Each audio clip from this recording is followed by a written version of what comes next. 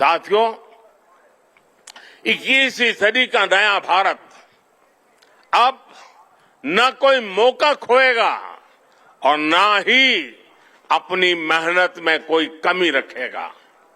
हम कमर कस चुके हैं। हम रिफॉर्म्स का रास्ते पर हर सेक्टर में रिवॉल्यूशन ला रहे हैं। जो देश दशकों से सबसे बड़ा डिफेंस इंपोर्टर था, वो अब दुनिया के 75 देशों को डिफेंस इक्विपमेंट एक्सपोर्ट कर रहा है। बीते 5 वर्षों में देश का निर्यात 6 गुना बढ़ा है। 2021-22 में हमने अब तक के रिकॉर्ड 1.5 बिलियन डॉलर से ज्यादा के एक्सपोर्ट को, उस आंकड़ों को हमने पार कर लिया है।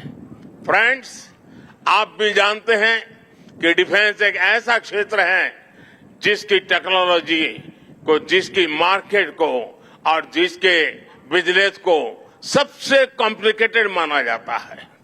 इसके बावजूद भारत ने बीते 8-9 साल के भीतर अपने यहां डिफेंस सेक्टर का कायाकल्प कर दिया है। इसलिए हम इसे अभी केवल एक शुरुआत मानते हैं।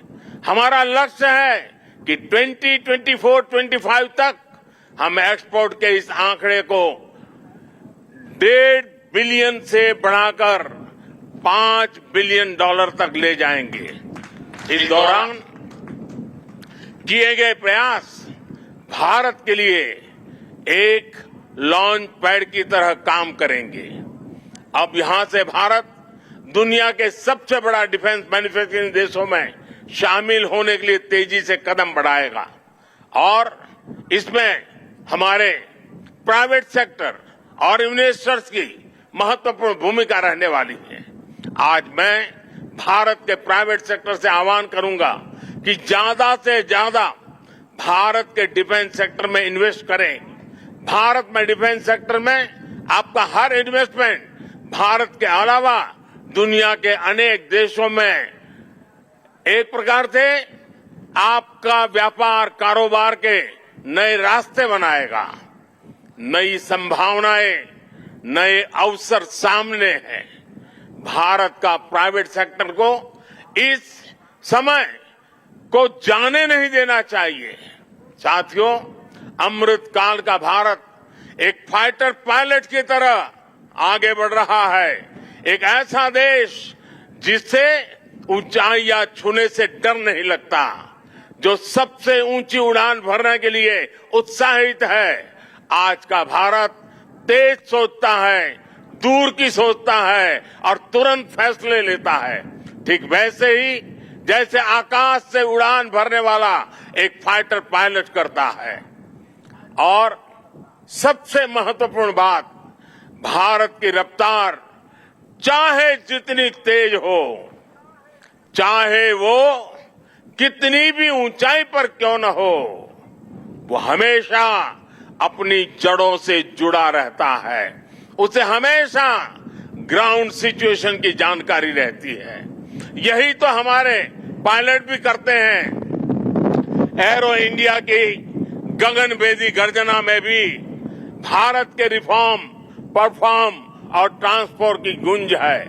आज भारत में जैसी निर्णायक सरकार है, जैसी स्थायी नीतियां हैं, नीतियों में जैसी साफ नीयत है, वो अभूतपूर्व है।